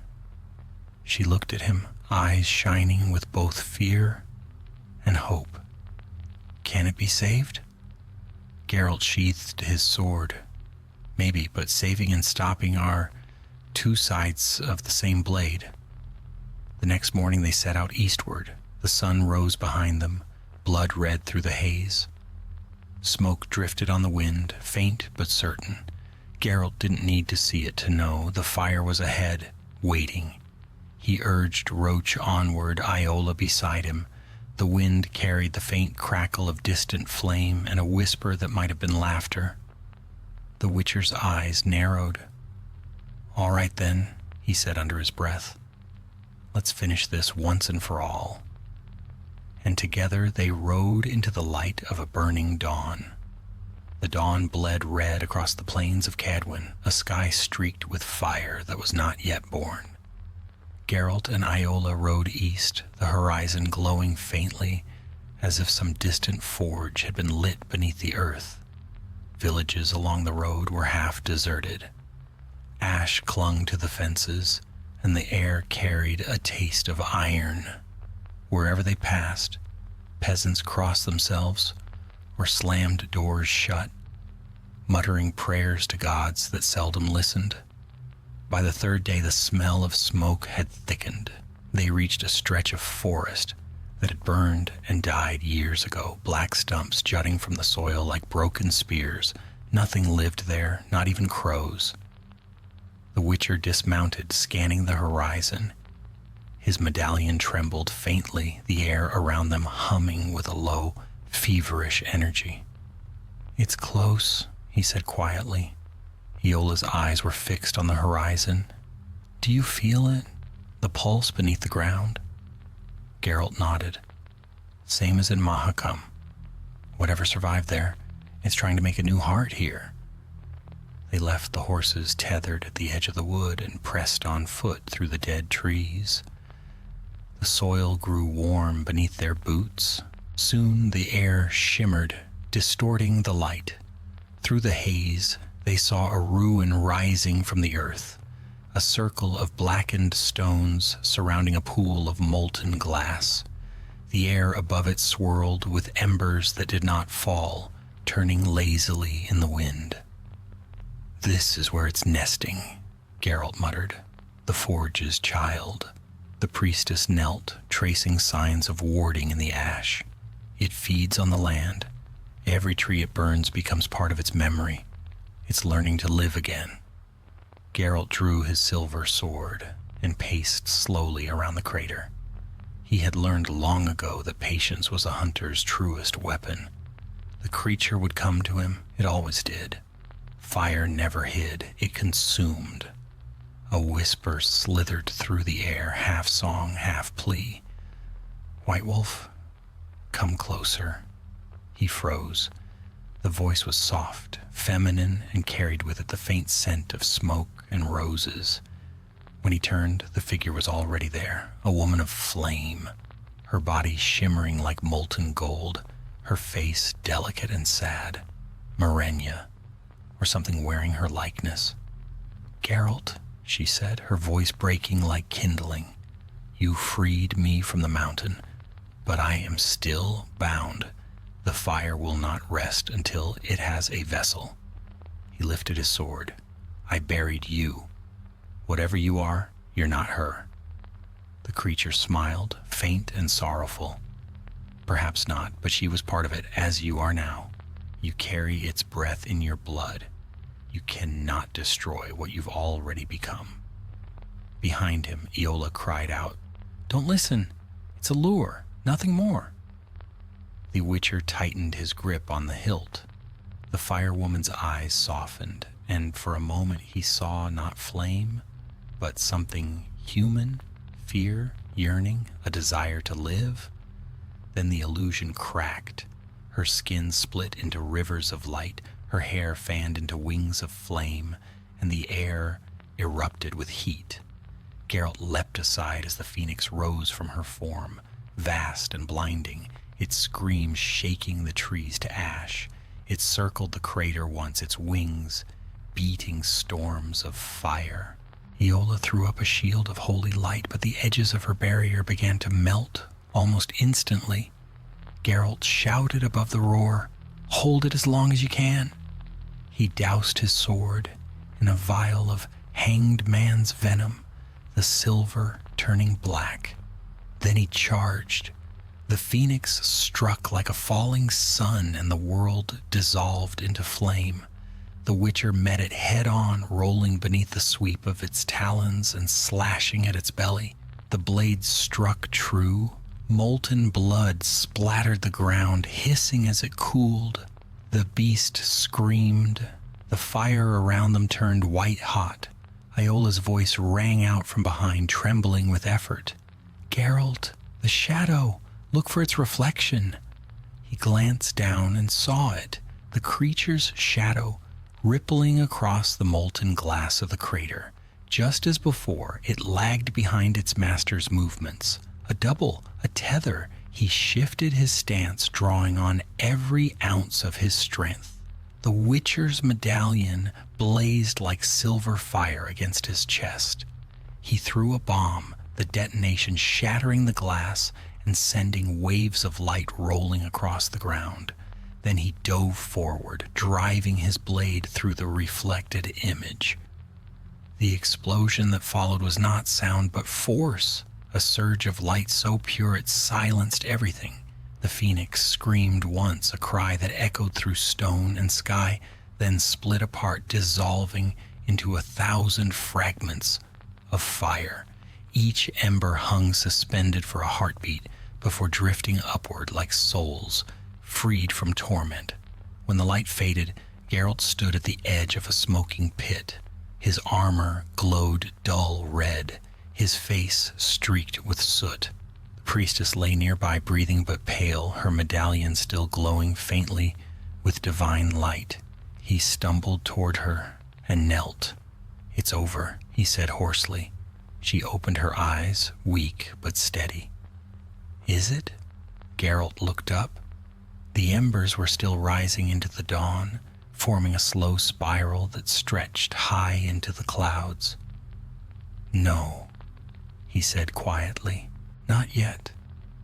For in that spiral, faint and distant, a shape began to take form, a circle of flame, smaller now, weaker, but alive. He lifted Iola into his arms and carried her away from the pit. The ground beneath them trembled once, then grew still. When he set her down, she clutched his hand. "We can't fight it forever," she whispered. "It's not a monster. It's a force of nature." Geralt stared at the horizon where smoke met sky. "Then we'll remind nature who protects the living from it." They rested through the night in the ruins of a shepherd's hut. The stars above burned faintly red, their light distorted by the lingering haze. Geralt sat watch while Iola slept, his sword across his knees. The silence of the forest was fragile, too quiet, too still. Sometime before dawn, the Witcher heard a faint crackling in the distance. He rose, hand on his hilt. Across the plain, a single tree had caught fire, burning with clean golden light. It did not spread. It did not consume. It merely burned, steady and eternal. Iola woke and joined him. "A sign?" she asked. "Maybe." Geralt's gaze lingered on the flame, or a reminder that nothing truly ends. When the sun rose, they mounted their horses and rode on. The air was cool, the first real morning breeze in weeks. Behind them, the lonely fire burned still, bright against the horizon, a beacon or a warning, he couldn't tell which. Geralt of Rivia didn't look back. He never did. The path ahead was long, and the world, as always, was full of monsters. Some of them wore claws and fangs. Others, like fire, were beautiful and endless. He adjusted his cloak, the wind tugging at the hem, and spoke softly to Roach. "Come on, girl. There's always another story waiting." And as they rode east into the mist, the smoke of the phoenix curled upward behind them, thin and graceful as a prayer. The land exhaled, and for the briefest moment peace returned, like the quiet breath between the heartbeats of the world. The wind off the Pontar carried the scent of thawing snow and burned timber.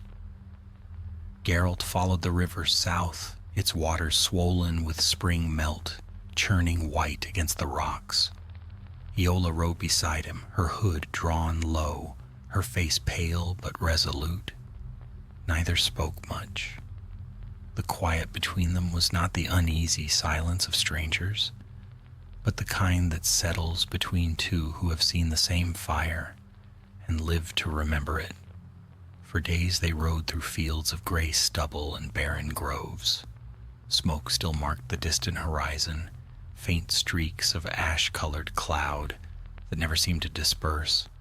Peasants whispered of omens, livestock born without eyes, wells turning warm overnight, and fires that would not die even in rain. Everywhere the Witcher passed, fear lingered, clinging to the land like soot that could not be scrubbed clean. By the fifth night they reached the ruins of an old watchtower overlooking the river. There they made camp, lighting no fire. The stones still held warmth from the day, and Geralt preferred the dark. He sat sharpening his blade while Iola studied the stars, tracing constellations that glimmered faintly through the haze. "The phoenix is scattered," she said quietly, "but its pieces still burn. The people sense it, though they do not know what it is." Geralt nodded, testing the sword's edge against his thumb. "You can't kill a legend," he murmured. "You can only make sure it doesn't wake hungry." At dawn, the sound of hooves broke the stillness. A band of riders approached from the east, Nilfgaardian colors, though the armor was battered and travel-worn. Their leader, a captain with a scar down his cheek, dismounted warily. "You're the Witcher they call the White Wolf?" he asked. Geralt eyed him. "Depends who's asking." The man gestured toward the south. "Villages burning along the river. No army, no torches. The fires start from the ground itself. My men won't go near them." "We were told to find a Witcher." Geralt exchanged a glance with Iola. "You've found one?" he said. "Lead the way." They rode until evening, following the black plumes that stained the horizon. The captain's men spoke little. Even hardened soldiers felt unease in a place where fire walked without a master. As they neared the source, the land changed. The soil turned to cracked clay, the grass blackened, and the air grew thick with heat. In the center of a wide, barren plain stood what looked like a ruin. Massive stones half sunken in the earth, their surfaces carved with runes that pulsed faintly red. Between them burned a pit of fire that seemed to draw breath like a living thing. The Witcher dismounted, his medallion trembling violently. "Stay back," he told the soldiers. "If it stirs, I can't protect you." He stepped forward alone, feeling the air thrum around him. Iola followed, murmuring prayers beneath her breath. The ground beneath their feet pulsed once, like the heartbeat of the world, and then the fire roared higher, bright as dawn. From the pit rose a figure half-formed, its body a mass of ember and shadow. It had no wings this time, no grand shape of majesty, only the shape of a man, tall and burning, its voice a whisper of crackling flame. "Witcher," it said, the word hissing through the heat. "You carry my end, and yet you walk away from it." Geralt's grip tightened on his sword. "You should have stayed in the ashes." The figure tilted its head. "Ashes feed the earth. I am the seed beneath them." It lunged. Geralt met it with Quen blazing around him, the impact shaking the ground. The soldiers shouted behind him but did not dare intervene. Sparks flew with every clash of steel and flame. The Witcher's sword glowed red, each strike cutting deeper, though every wound he dealt closed with new fire. Iola's voice rose clear and commanding. She lifted her hands, and light spilled from her palms like molten gold. "By Melitele's mercy, I bind you to the cold." The light struck the creature, freezing part of its form into black glass. Geralt saw his chance and drove his blade through the creature's chest. The impact sent a shock wave of heat outward, knocking him to his knees. The fireman shrieked, a sound like metal tearing. It staggered, reaching toward him, not in rage, but almost in supplication. "Why do you fight what must be?" it asked. "All things burn in the end." Geralt met its gaze, his own voice rough. "Then let me choose when." He tore the blade free. The creature collapsed, its body crumbling into cinders that scattered on the wind. The ground cracked, the fire pit imploded, and silence fell. When the heat faded, only soot remained where the being had stood. Iola knelt beside it, her expression unreadable. "Was that the last of it?" she asked. Geralt looked out across the plain. The last that called itself a man. The rest, who knows? The soldiers dared to approach then, crossing themselves. Their captain looked at the blackened pit. "You've done us a service, Witcher. Whatever that was, it's gone." "Until someone wakes it again," Geralt said. "Bury the site. Don't let your men linger." He and Iola left before nightfall, riding north beneath a blood-colored sunset. The land behind them smoldered faintly, steam rising where fire met river. That night, they camped beneath a lone willow. The priestess slept quickly, exhausted. Geralt sat awake, staring into the small campfire. The flames danced like memory, each spark a ghost of what had been. For a moment, he thought he saw eyes within them, watching. He blinked, and they were gone. The Witcher drew a flask from his pack, took a long swallow, and muttered, "You're still out there, aren't you?" Waiting. The fire popped in answer, a single ember leaping skyward before fading into the dark. When dawn came, the plains were silent once more. The air felt clean, the wind cool. For the first time in months, Geralt's medallion hung still against his chest. They reached a crossroads by midday. Iola turned to him. "Where will you go now?" "Where there's work," he said simply. "Always is." "And the fire?" Geralt looked east, where the horizon shimmered faintly red. "It'll come again someday. Everything does." He spurred Roach onward. Iola watched him go until the dust of the road swallowed him. The wind caught her cloak and carried it toward the rising sun. Far behind her, across the scorched plain, a single ember glowed in the ashes. It pulsed once, faint but alive, like the heartbeat of something waiting for breath. And though the wind swept over it, the ember did not die. It only waited, quiet and patient, for the world to grow cold enough to crave warmth once more. Rain fell steady as dusk drew down over the northern marches. Geralt rode along a track half claimed by grass, roaches' hooves soft in the wet earth. For the first time in weeks he could smell clean rain, not smoke. Yet the quiet felt false, too still for spring. The Witcher had learned to trust the restlessness that gnawed at him. It was the same sense that had kept him alive in darker times. He had left Iola behind in the Caedweni temple, where her order was rebuilding after war. The priestess had begged him to stay just a few days to rest. But he was not a man who rested well. Each night the fire still visited his dreams, wings of ash beating through smoke, a voice whispering his name from somewhere deep in the earth. By the third day's ride he reached the town of Evenhelm, a muddy trade outpost clinging to the river bend. The place smelled of wet fur and cheap spirits. Merchants crowded the streets, their faces drawn with fatigue. Yet beneath the ordinary murmur of market noise, Geralt heard something else. Fear. He stabled Roach and made for the tavern, the Ox's Horn. Inside, warmth and noise pressed close. Dwarves argued over cards, a minstrel sang in a corner, and the air reeked of beer and old smoke. Geralt ordered ale and listened. It did not take long to catch the tale.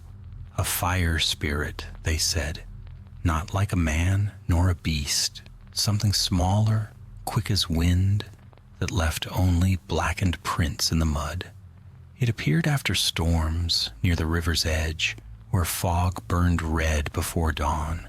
A fisherman swore he saw it dive beneath the water and vanish like molten iron in snow. Geralt finished his drink and asked quietly, "Where?" The tavern fell silent for a heartbeat. Then someone muttered, "Downstream, by the old ferry ruins." He left at once. The rain had stopped, but the world was slick and shining under the waning moon. He followed the river until the ground turned soft, reeds whispering in the dark. The ruins appeared. A broken dock, a half-sunk ferry, ropes rotted through, and there, near the water's edge, was the faint glow of embers. Geralt crouched, hand resting on his sword hilt. The glow pulsed, small and rhythmic. It was not a campfire, it was alive. The creature that emerged was no larger than a fox. Its body shimmered, smoke and flame woven together. It moved with the unsteady gait of something newly born. When it saw him, it paused, head tilting. Its eyes glowed gold, not cruel, not wild, but curious. He drew no weapon. "So you're what's left," he said softly. The creature blinked, and its shape flickered, man, bird, then light again. Its voice was faint, a whisper carried by the wind. Cold.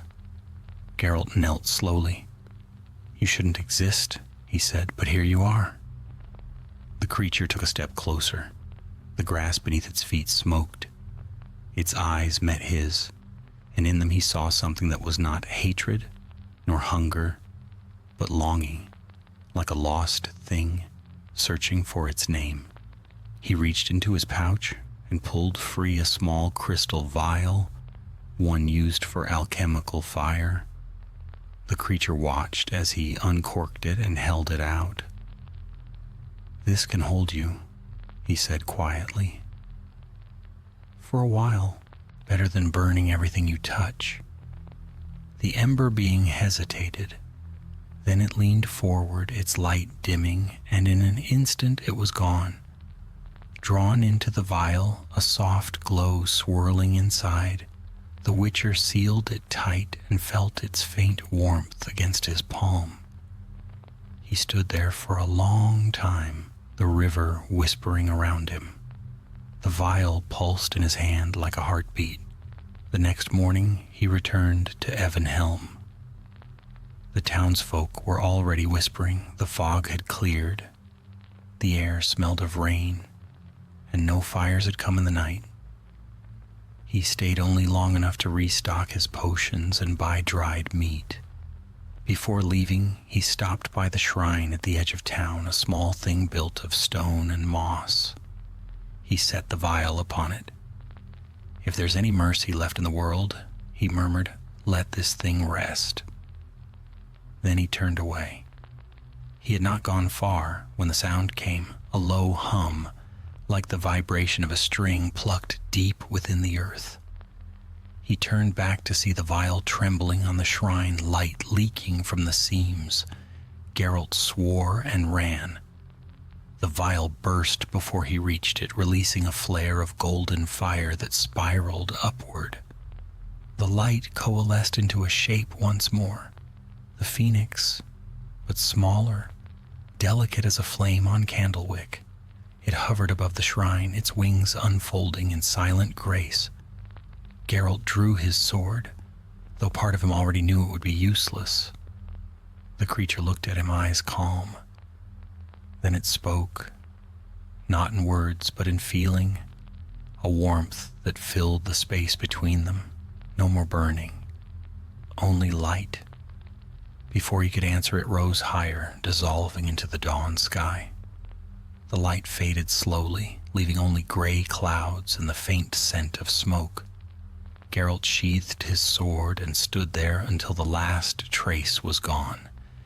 He felt something shift in the air, an easing, a quiet that was not empty but complete. When he returned to Roach, the mare whickered softly, as if sensing his unease. He rubbed her neck. "We're done here, girl, for now." They rode south along the river, where the water glittered in weak sunlight. The Witcher's thoughts wandered as the road wound onward. What had he killed, and what had he spared? Fire could destroy, yes, but it also gave life, warmth, hope. Perhaps this time the world would keep the balance. As the day stretched on, travelers passed him on the road, merchants, pilgrims, soldiers. None knew the man who rode beside them carried the last spark of a legend in his memory. None saw the faint golden fleck that glimmered deep within his medallion, pulsing with a rhythm that matched his heart. That night he made camp beneath an oak. The stars were bright for the first time in months, their cold light steady and pure. Geralt leaned back against his saddle, watching the sky. He thought of Kaer Morhen, of the path that never ended, of friends long gone, and monsters yet unseen. The fire beside him burned low, steady, and clean. Not greedy, not wild, just enough. He closed his eyes, listening to the crackle and the rustle of leaves. The night was peaceful, and somewhere far off, carried by the wind, came the faintest echo of wings, a whisper of warmth that promised no threat, only remembrance. Geralt of Rivia slept at last, the Witcher without rest, dreaming not of fire and blood, but of light reflected in still water. And as dawn broke over the plains, the embers of the Black Phoenix faded from the world, though not from its stories. Spring ripened slowly into summer, and the Northlands wore a new face, green, gold, and soft with warmth. Geralt of Rivia rode beneath wide skies, his path winding through meadows where the scent of wild thyme and rain carried on the wind. The world seemed quiet now, hushed after long chaos. Fields that once bore ash now bore wheat. Yet beneath the peace, a faint unease stirred, a whisper that refused to die. He had not seen Iola since Cadwyn. Their roads had parted with little ceremony. She had spoken of rebuilding temples, of tending those scarred by war and plague. Geralt had simply nodded. He belonged to the road, to the work, and that was enough. Still, he found himself thinking of her prayers when nights grew too long and the wind sounded like a sigh. In his saddlebags, he still carried the blackened shard of glass that had once been part of the phoenix's heart. It had cooled to gray, inert and cold to the touch. Yet at times, especially before storms, it pulsed faintly as if remembering life. He had tried to throw it away more than once. Each time by morning, it was back. He was heading toward Temeria when he heard rumor of a plague spreading through villages by the river Ismena. The locals called it the Burning, for it began as fever and ended with bodies smoldering, flesh untouched but glowing faintly red beneath the skin. The healers were baffled. Priests muttered of curses. Witchers, they said, would not come near it. Geralt did. The village of Marnfell lay in a valley cupped between low hills. Its thatched roofs bowed like weary heads. The air was heavy with the smell of sickness, stale herbs, sweat, and something metallic beneath. A priest met him at the gate, his robes scorched in patches, his eyes hollow. "Turn back," the man said. "Death walks here." "Death walks everywhere," Geralt replied.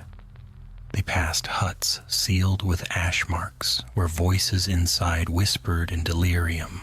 The Witcher felt it immediately. The air was wrong, too dry for the season, charged with faint static like the breath before lightning.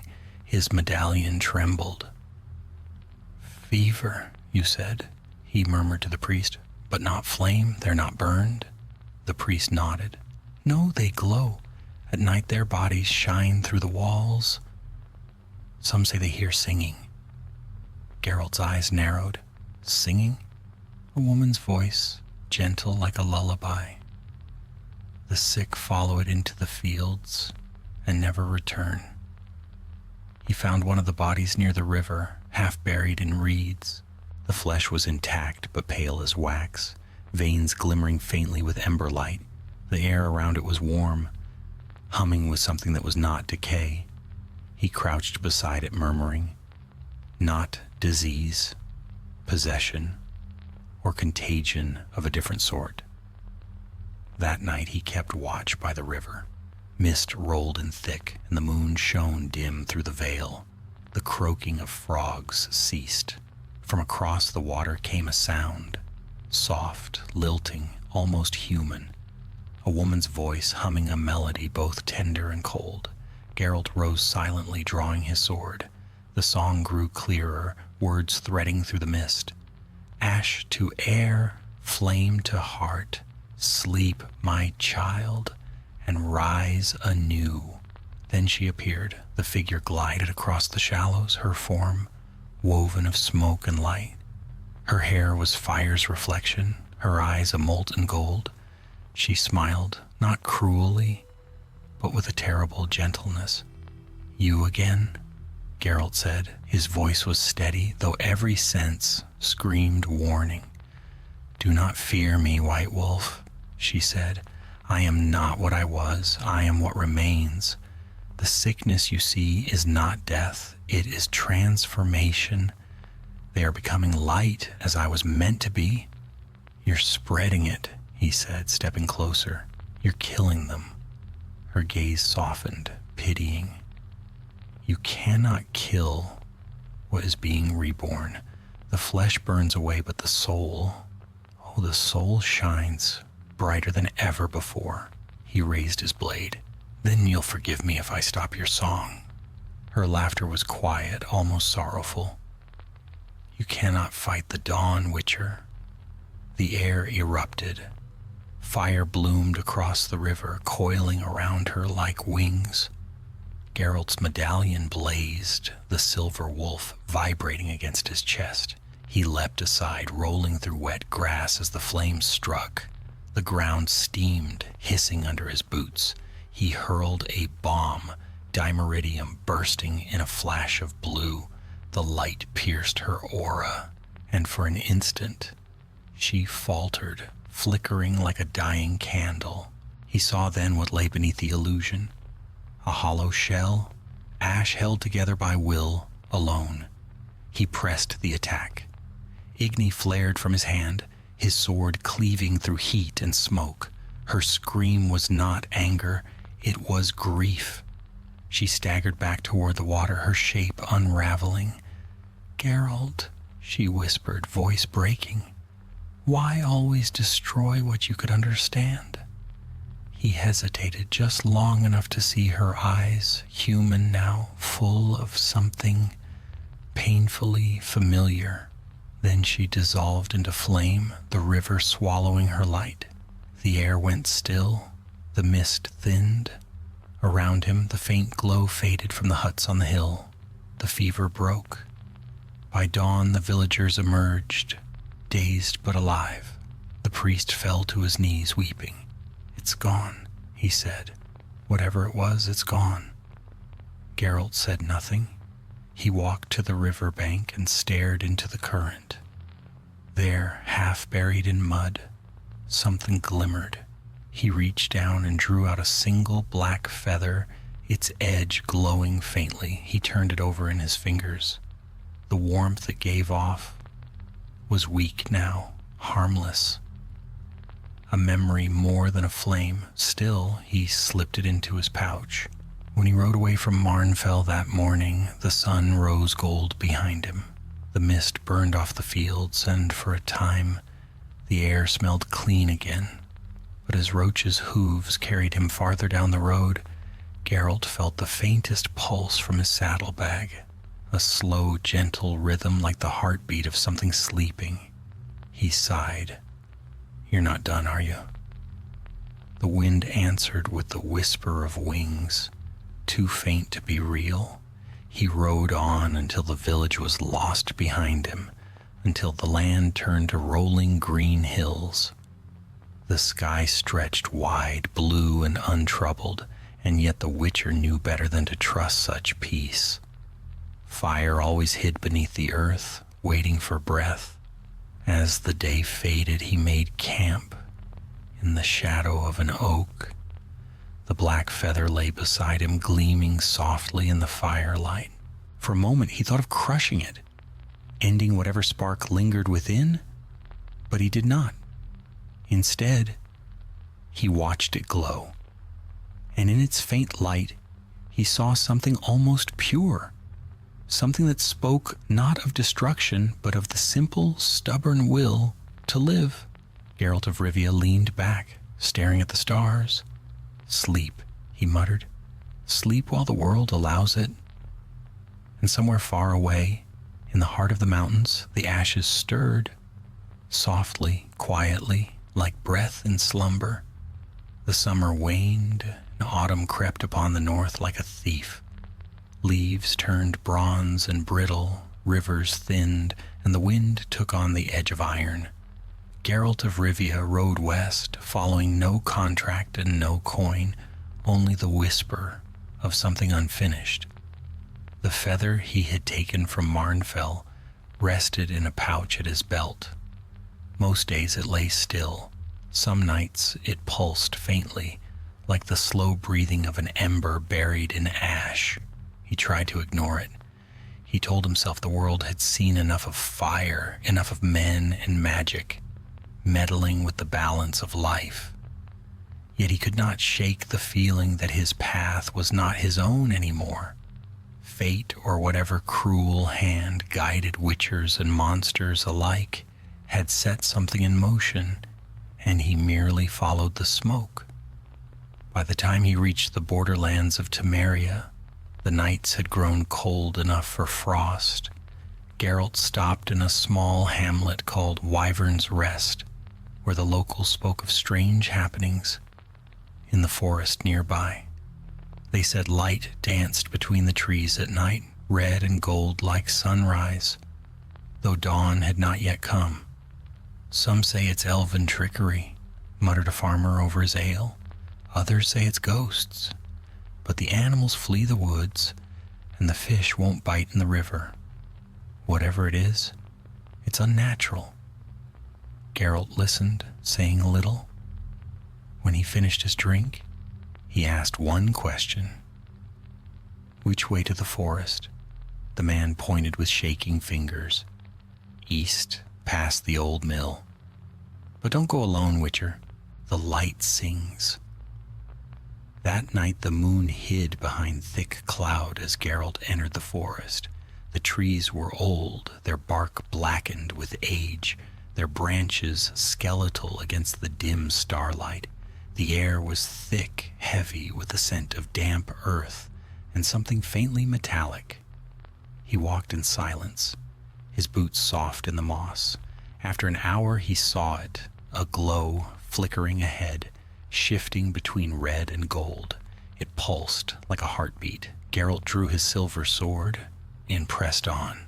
The glow led him to a clearing where an ancient oak stood, gnarled and hollow. At its roots burned a fire unlike any natural flame. It was quiet, smokeless, feeding on nothing, yet alive, and beside it knelt a figure cloaked in gray. Geralt spoke first.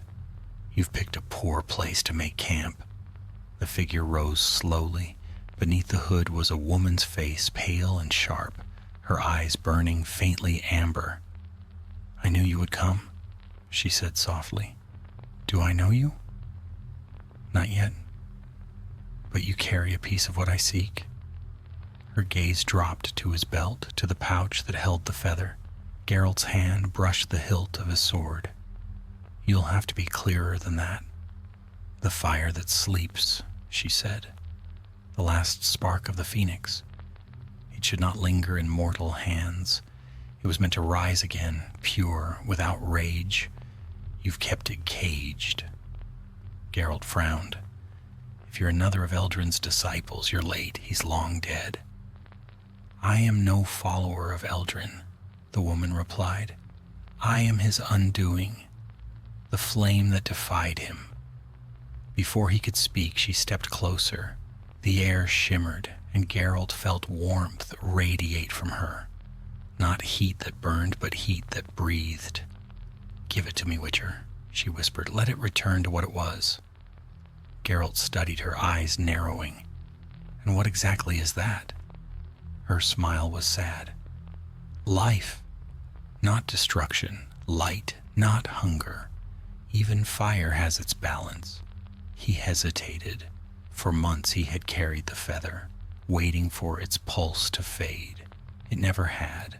Now, standing before the living echo of the same fire, he felt its faint rhythm quicken, as if the thing within recognized its kin.